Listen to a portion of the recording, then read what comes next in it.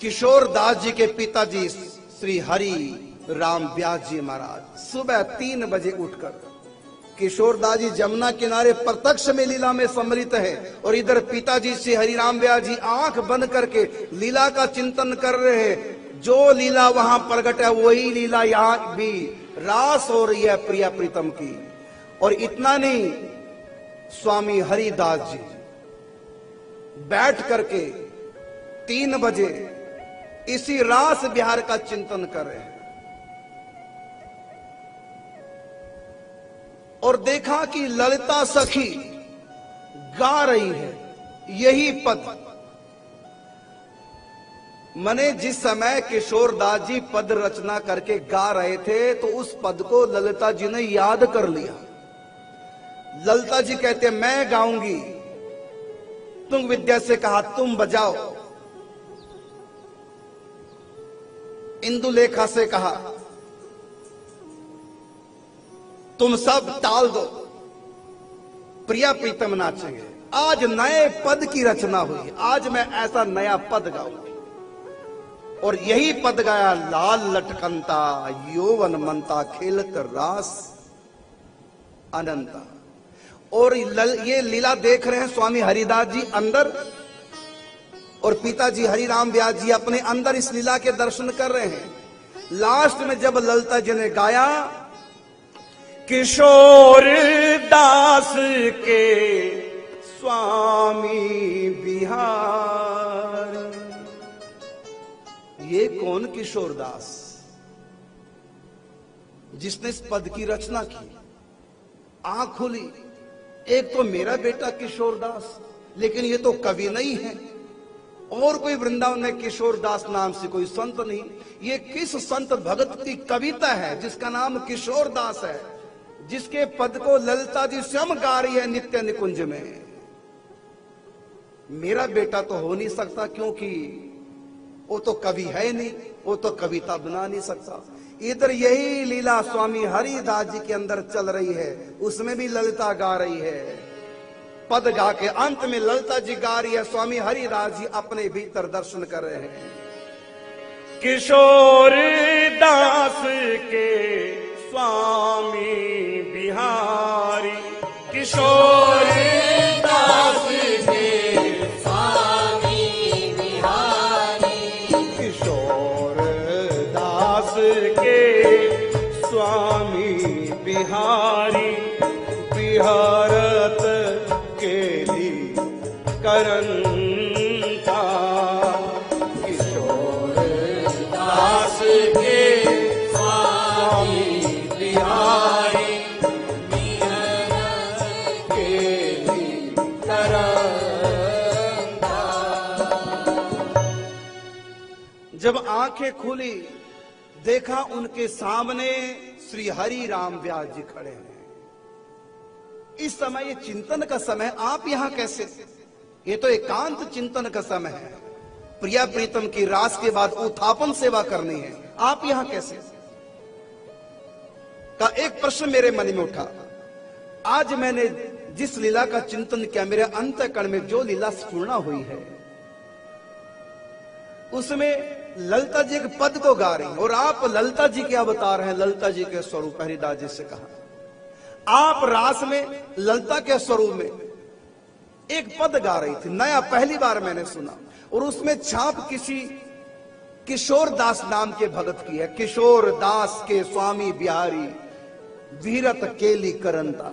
ये किशोर दास जी कौन है?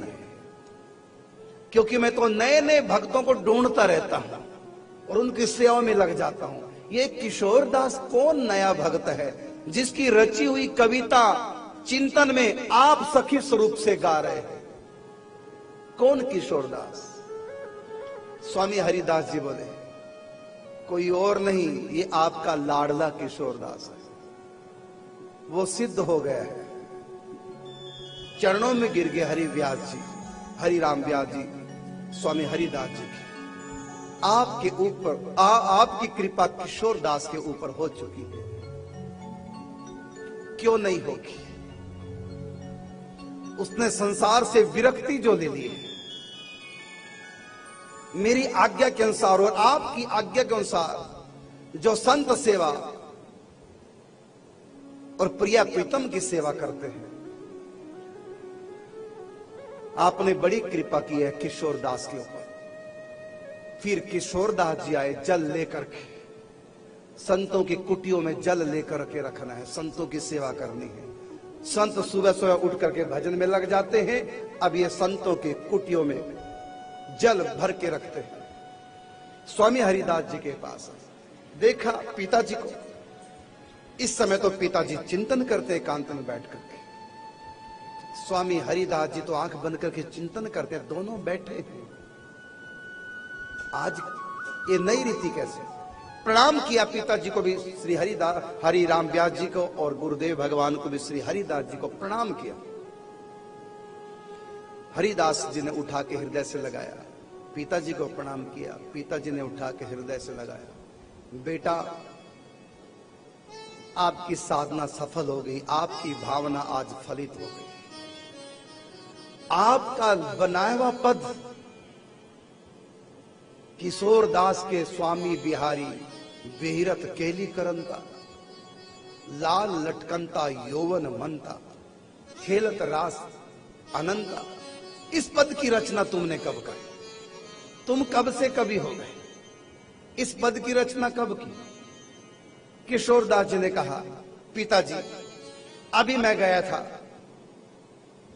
जल भरने के लिए, अचानक देखा एक दिव्य प्रकाश, दिव्य जमुना, दिव्य मणिमय घाट, दिव्य वृक्ष, एक घास का मैदान। आगे बढ़ के देखा दिव्य रास लीला हो रही थी। अपने आप ही मेरे मन में स्फुरना हुई पद की। अभी अभी मैंने पद गान किया, लेकिन ये पद तो किसने सुना नहीं, आपको कैसे पता चला? कहा, बेटा आपने जिस पद को अभी रचा है, उस पद को ललिता जी ने याद करके रास में अभी अभी गाया है, हमने सुना है। ये तीनों ही महापुरुष सिद्ध थे, नित्य निकुंज लीला में इनका प्रवेश था।